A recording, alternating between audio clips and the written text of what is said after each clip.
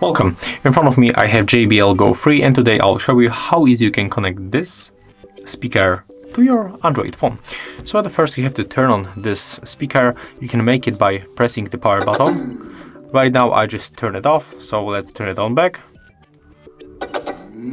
And then simply we have to move to the Bluetooth settings on our smartphone, so click and hold the Bluetooth icon. Then on your speaker, tap on the Bluetooth icon. When it's blinking fast on the white color, it means that it is in the pairing mode, so click to pair new device, turn on Bluetooth. When it pops on the list, you have to simply tap on it, then accept pair. And as you can see, right now we are connected. If you find this video helpful, remember to leave a like, comment and subscribe to our channel.